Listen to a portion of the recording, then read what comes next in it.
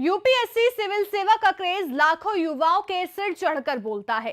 IAS IPS बनने के लिए हर साल करीब 10 लाख लोग फॉर्म भरते हैं। इधर पीएम नरेंद्र मोदी के सलाहकार संजीव सान्याल ने यह कहकर नई बहस छेड़ दी है कि पक्की नौकरी के लिए यूपीएससी सिविल सेवा परीक्षा की तैयारी करना पूरी तरह समय की बर्बादी है। उन्होंने कहा कि टेक्नोलॉजी तेजी से बदल रही है, आर्टिफिशियल इंटेलिजेंस का लेवल बहुत बेहतर है, इसलिए ऐसी परीक्षाओं, कोर्स और सिलेबस की तैयारी करना समय की बर्बादी है। इसी मुद्दे को लेकर स्टेट मिरर के संवाददाता ने यूपी पुलिस के पूर्व महानिदेशक प्रकाश सिंह से खास बातचीत की है। उन्होंने क्या कुछ कहा, आइए आपको सुनाते हैं। हाल ही में जो संजीव सान्याल हैं, इकोनॉमिस्ट हैं देश के बहुत बड़े, और इंटरव्यू के दौरान ये कहा है कि जो पारंपरिक तरीका है यूपीएससी को अपनाने का, वो वेस्टेज ऑफ टाइम है स्टूडेंट्स के लिए आज की डेट में। सर, उनके इस बयान को, क्योंकि सर आप भी आईपीएस रहे हैं, आपने भी यूपीएससी क्रैक की थी, क्लियर की थी, और तब के जमाने में आपके जमाने में बहुत फर्क आ गया है। लेकिन सर, इस ये कह देना कि वेस्ट ऑफ टाइम है एक स्टेबिलिटी के लिए, एक अच्छी जॉब के लिए, किस तरह देखते हैं सर आप? देखिए, सान्याल साहब ऐसे बड़े विद्वान आदमी हैं और उनका मैं एडमायरर हूँ, ये भी मैं कह दूं। जी जी जी। पर उनके बयान को मुझे लगा थोड़ा ज़्यादा स्वीपिंग स्टेटमेंट है। देखिए, समय के साथ बहुत कुछ बदलता रहता है और उसके साथ साथ हमें अपने काम के तरीकों में भी परिवर्तन लाना ज़रूरी है। बिल्कुल। वरना हम आउट ऑफ डेट हो जाएंगे। ये तो बात अपनी जगह अकाट्य है और इसमें हम्म कोई दो राय नहीं हो सकती। अब सवाल ये है कि क्या परिवर्तन की आवश्यकता है, ये हमें समझना पड़ेगा। हम्म ये जो स्ट्रक्चर हम चला रहे हैं और जिसे स्टील फ्रेम कहा जाता है एडमिनिस्ट्रेशन का, इसमें मतलब ठीक है, इसमें खामियां बहुत आ गई हैं और समय के साथ खामियां आ गई हैं। हम्म। और खामियों का बहुत बड़ा कारण यह है कि राजनीति इस देश की बहुत दूषित हो गई है और राजनीति प्रशासन को प्रभावित करती है। फिर वो हम्म। आईएएस हो, पीएस हो, रेवेन्यू सर्विस हो, कस्टम्स हो, हर जगह जी। उसका प्रभाव आता है। और जो बिल्कुल बिल्कुल सर। जो जो जहर है, करप्शन का जो जहर है, वो फिर उसका असर सभी विभाग पे पड़ता है और सभी लोग प्रभावित होते हैं। और जी। हमें ये याद रखना पड़ेगा कि राजनीति जो है, या जो देश का राजनेता है, उसी के हाथ में देश की बागडोर है। हम्म। देश का प्रधानमंत्री, देश के कैबिनेट, देश के पार्लियामेंट और स्टेट के लेजिस्लेचर्स ये डिसाइड करते हैं कि देश या प्रदेश किस दिशा में जाएगा, बिल्कुल। किस विषय, किस मद मद में कितना खर्च होगा, क्या जी। हमारी नीतियां होंगी। और जो आदमी उनके मन माफिक नहीं काम करता है, दुर्भाग्य से ये अधिकार जी उनको है जो उनको नहीं होना चाहिए। जी। कि जब कोई सही काम करता है, जैसे पुलिस अफसर अगर रूल ऑफ लॉ इन्फोर्स करता है, तो फिर वो अधिकारी अपने आप को सुरक्षित महसूस करना चाहिए। उसको ये डर नहीं, ये भय नहीं होना चाहिए कि हमने हम्म ये काम किया है तो ये सही, पर हम्म। ये रूलिंग पार्टी की मर्जी के खिलाफ है तो हमारे ऊपर अब गाज गिरेगी। जी। तो ये परिवर्तन जो हम चाहते हैं वो नहीं हो पा रहा है। पर हम्म जो व्यवस्था है वो इसी प्रकार की है। देखिए, व्यवस्था में जब परिवर्तन लाना हो कोई, तो हमें हम्म। पहली बात तो वो जो परिवर्तन है उसकी आवश्यकता हमें समझना पड़ेगा। आवश्यकता है, मैं मानता बिल्कुल। हूँ। हम्म। अच्छा, कुछ संस्थागत परिवर्तन की भी आवश्यकता है, वो भी मैं मानता हूँ। बिल्कुल सर। परंतु कोई भी परिवर्तन हो, वो शनय शनय लाने पर ही समाज उसको, उसके साथ अपने आप को एडजस्ट कर पाता है और बिल्कुल आदमी सर। उसको समझ पाता है और आदमी भी अपना धीरे धीरे उसी तरह व्यवहार बदलता है। कोई आप एकदम से अगर रेडिकल चेंज करते हैं तो बड़ा हम्म। मुश्किल होता है और बड़ा कंफ्यूजन होता है। उसका सबसे ज्वलंत उदाहरण जो मैं देना चाहूंगा, जी जी जी इराक में जब अमेरिका पहुंचा, जी। तो उन्होंने ये कहा कि भाई यहाँ की ब्यूरोक्रेसी वगैरह सब बेकार है, इसको डिसमेंटल कर दो। उन्होंने ब्यूरोक्रेसी को एकदम धराशायी कर दिया, बिल्कुल धराशायी कर सर। दिया। और उसके हम्म। बदले में ब्यूरोक्रेसी खड़ी करने की कोशिश की, जो वो नहीं कर पाए। नहीं कर नतीजा पाए। ये हुआ कि इराक में एकदम क्योस रहा, एकदम अनार्की रही। हम्म। और ये अमेरिकन का जो ये प्रयास था कि हम नई ब्यूरोक्रेसी खड़ी करेंगे और ये ब्यूरोक्रेसी एकदम करप्ट है, वो एकदम एकदम 100% फेल हुआ। जो आज तक तो भी स्टेबल नहीं हो पाया सर। हाँ, इसलिए कि उन्होंने एकदम तुरंत उसको परिवर्तन करने की कोशिश की। बिल्कुल तो बिल्कुल। सान्याल साहब जो कह रहे हैं, कुछ ऐसा लगता है कि एकदम इसको बंद कर दीजिए, कल से आईएएस आईपीएस का इम्तहान, ये यूपीएससी को कहिए कि आप लोग चेयरमैन यूपीएससी और मेंबर साहिबान, आप अपने घर जाइए। अब नई व्यवस्था होगी, आप लोग यहाँ स्किल डेवलपमेंट सीखिए, यहाँ आर्टिफिशियल बिल्कुल इंटेलिजेंस बिल्कुल। सीखिए, यहाँ रोबोट को चलाना सीखिए, और उसके बाद उसी से हुकूमत चलने लगी।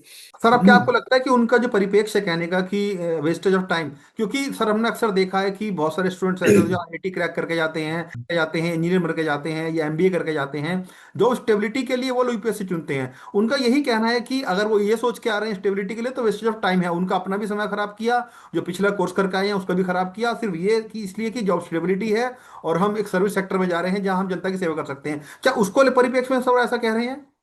नहीं, अगर वो देखिए, अगर आप समय वेस्टेज की बात करें तो वो मैं बिल्कुल सहमत हूँ। समय हम्म वेस्टेज इसलिए हो रहा है, हम लोग के समय में देखिए ये था कि 21 से 24, 20 से 24 तक आ, हम्म। ये था कि आप प्रयास कर सकते हैं, केवल 3 अटेम्प्ट आपको अलाउड थे। 3% होते थे, बिल्कुल। 3 अटेम्प्ट में आप पास हुए तो पास हुए, नहीं हुए तो अपना घर जाइए, कोई और नौकरी देखिए। अब हम्म। सरकार ने वो आरक्षण और रिजर्वेशन और सब ये बिल्कुल। लोग बैकवर्ड हैं, इनको और चांस दीजिए करते करते कुछ लोग ऐसा हैं जो 7, 8, 10 अटेम्प्ट करते दस रहते तक हैं। चले जाते हैं सर, 10 तक चले जाते हाँ, हैं। 10 तक चले जाते हैं। ये this is complete waste of time, this is waste hmm of national resources. और हम्म। एक एक अयोग्य व्यक्ति को जरूरत से ज्यादा चांस देकर उसको आप किसी तरह से घुसा देते हैं। अच्छा, घुसा भी देते हैं आप, मान 40 साल का उम्र उम्र का आदमी, हम्म। या 40, अगर ज्यादा हो गया, 35 साल का भी आदमी अगर सर्विस में शुरू करता है तो बिल्कुल। क्या सीखेगा? उसके सही बात बदन है। में न तो फ्लेक्सिबिलिटी है, न दिमाग में रिसेप्टिविटी है। पुलिस में हम्म। अगर गया तो बिल्कुल ही बेकार है, वो कुछ कर ही नहीं पाएगा। हम लोग 20, 21 में जाते थे तो फिर भी अपना जितना हो बिल्कुल। सकता था करते रहे। हम्म। तो इस माने में तो देखिए, ये सब सुधार जिनकी बात अभी हम चर्चा कर रहे हैं, ये सब हम्म सुधार रिकमेंडेड है। हम्म। रिकमेंडेड है कई कम एक वहाँ नेशनल जो लाल बहादुर शास्त्री एकेडमी है मसूरी, उसके नवासना, चेयरमैन थे। नवासना जिसको बोलते हैं।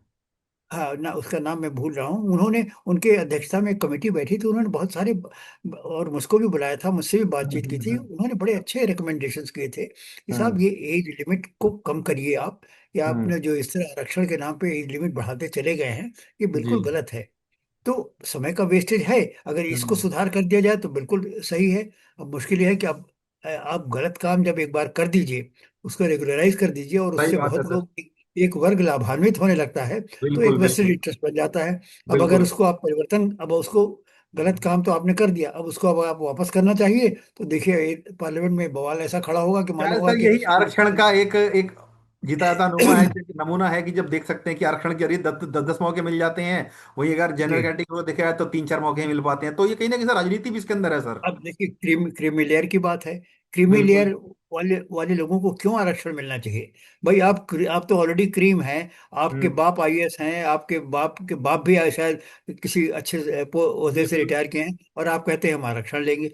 ये सब देखिए, इस तरह का जो विसंगतियां हैं सर्विसेज यूपीएससी के इम्तिहान के द्वारा, ये सब हम्म जरूर दूर होना चाहिए। आप पहली बात, आप उम्र कम करिए। हम्म। दूसरी बात, ये मतलब अटेम्प्ट, कितने अटेम्प्ट आदमी ले सकता है, इस पे भी कुछ प्रतिबंध होना चर्चा चाहिए। होनी चाहिए सर। फिर फिर अब जहां तक देखिए इम्तिहान का सवाल है, अब उसमें आप आर्टिफिशियल इंटेलिजेंस का जैसे बोलबाला हो रहा है, तो बिल्कुल आर्टिफिशियल बिल्कुल। इंटेलिजेंस का भी कुछ आप टेक्नोलॉजी का इनपुट उनसे टेक्नोलॉजी को। मांगिए, जो कैंडिडेट्स बिल्कुल। बैठ रहे हैं, जो टेक्नो सेवी नहीं है, वो अपने हम्म। आप छट ताकि छट जाए, बिल्कुल छट बिल्कुल। जाए, ये भी होना चाहिए। तो जो जिन बातों को लेकर सान्याल साहब ने ये बात कही है, वो इनपुट हम एग्जामिनेशन में डालें, और जो हम्म। कैंडिडेट्स हमारे क्वालिफाई करें, हम इस बात को सुनिश्चित, मतलब ये बात सुनिश्चित हो जाना चाहिए उस परीक्षा से कि ये आदमी आर्टिफिशियल इंटेलिजेंस में, साइबर क्राइम में, ये सब बातें थोड़ा बहुत जानता है।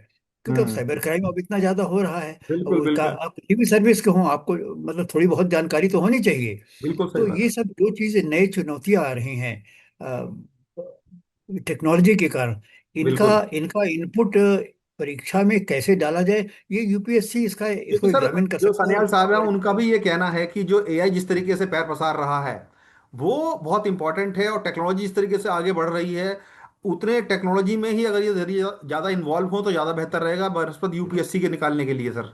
नहीं, तो यूपीएससी को आप परीक्षा का देखिए, उसका परीक्षा के जो पर्चे हैं उसमें आप देखिए कि कैसे आप विद्यार्थियों को जो इम्तिहान में बैठते हैं, जो कैंडिडेट्स हैं वो जो बैठते हैं, उनको हम्म इसकी कितनी जानकारी है। आप जो मतलब हम्म टेक्स्ट बुक की नॉलेज तो ऐसे भी धीरे धीरे यूपीएससी कम करता जा रहा है। अब हम्म जनरल स्टडीज के पर्चे ज्यादा हो गए हैं, पहले तो हम्म। सब्जेक्ट्स के पर्चे होते थे ज्यादा। बिल्कुल बिल्कुल अब बिल्कुल। जनरल स्टडीज के पर्चे ज्यादा हो रहे हैं, बस एक ही पर्चा है जो सब्जेक्ट का रह जाता है।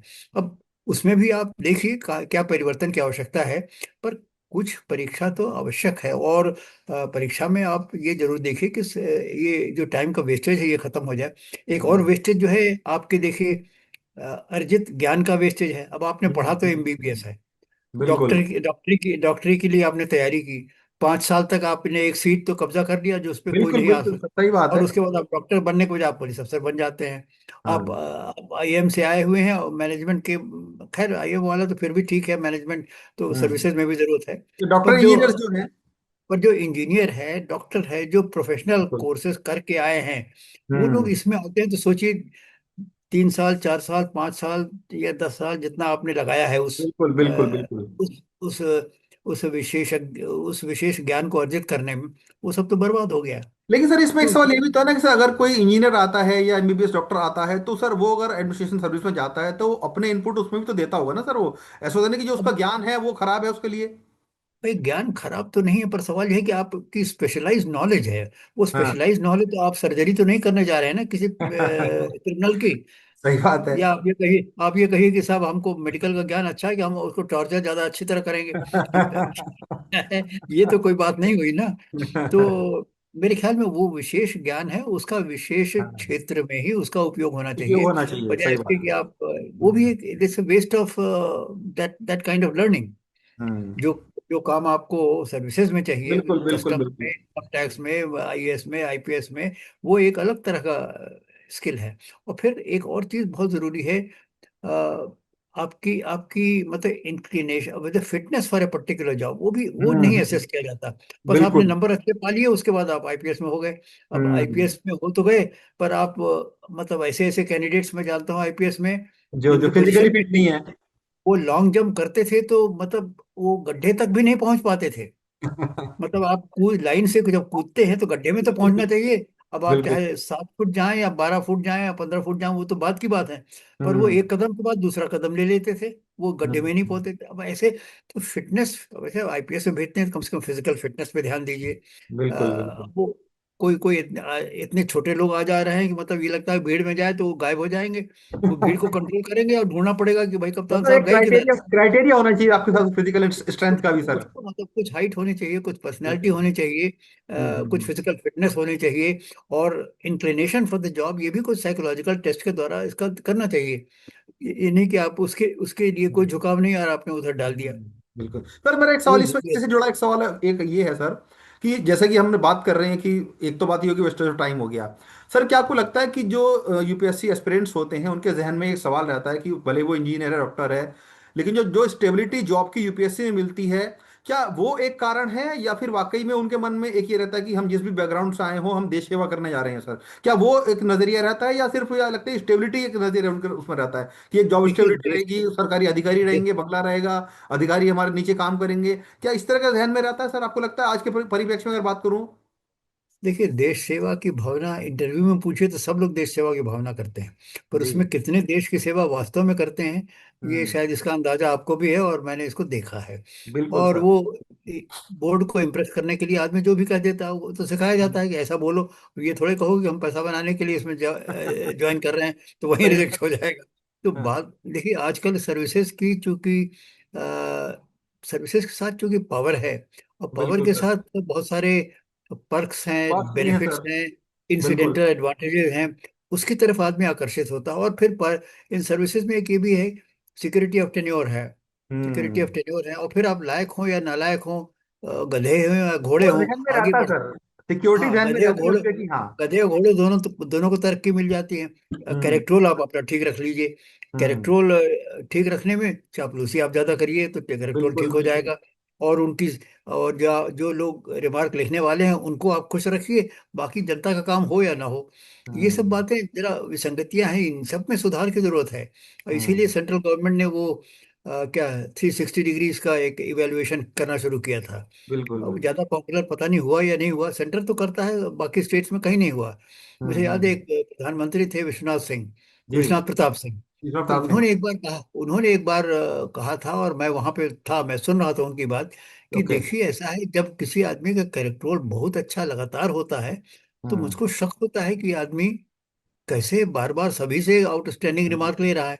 और बात भी उनकी उनकी बिल्कुल सही थी। सही थी, सही बहुत से बात। ऐसे लोग होते हैं जो बस सारा ध्यान इसी बात पे केंद्रित करते हैं कि हमारा कैरेक्टर अच्छा हो और हमारे बॉस हमसे खुश रहें। पूछ रहे बाकी हैं। हम काम कर रहे हैं या नहीं कर रहे हैं, और जनता की ईमानदारी से कर रहे हैं कि नहीं कर रहे हैं, जनता हमसे खुश है कि नहीं, इसकी वो परवाह कोई नहीं फर्क नहीं करते। पड़ता। बिल्कुल सही तो बात। Character is not always a correct reflection of your merit and your suitability for the job, और your hmm. Commitment to the country. देशभक्ति की बात हो, समाज सेवा की बात हो, उसका वो द्योतक नहीं है।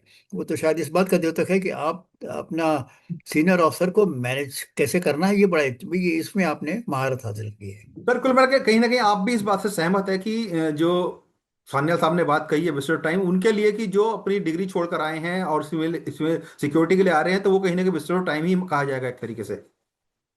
जी, मैं सान्याल साहब से इस बात से सहमत हूँ कि जो वर्तमान ये जो सिलेक्शन प्रोसेस है हम्म। यूपीएससी के द्वारा, इसमें रेडिकल रिफॉर्म्स की जरूरत है।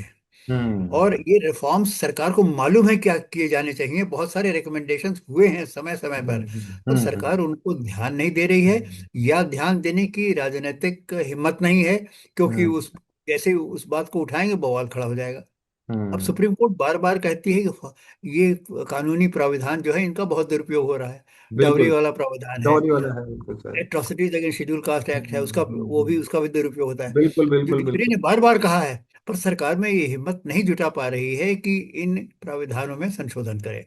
जहां बात करते हैं बस वो मालूम होता है लॉबी खड़ी हो जाएगी, और इनको लगता है अब हमारे हमारे वोट गिर वोट जाएंगे, बैंक, हमारा वोट बैंक खिसक जाएगा। सत्ता सत्ता से हम चले जाएंगे। सत्ता में बने रहना जो है सर्वोपरि है, और उसके बिल्कुल लिए सर। आप समाज के हितों की कुर्बानी दे देते हैं, और कभी कभी राष्ट्रीय हितों की भी। चलिए सर, बहुत अच्छा लगा आपसे बात करके, आपने जानकारी दी है इस विषय पर, काफी डीप इंसाइट आपने इसमें दी है सर। बहुत बहुत शुक्रिया आपका हमसे जुड़ने के लिए सर। आगे भी हम आपसे इसी तरह अलग अलग मुद्दों पर चर्चा करते रहेंगे। फिलहाल के लिए बहुत धन्यवाद सर।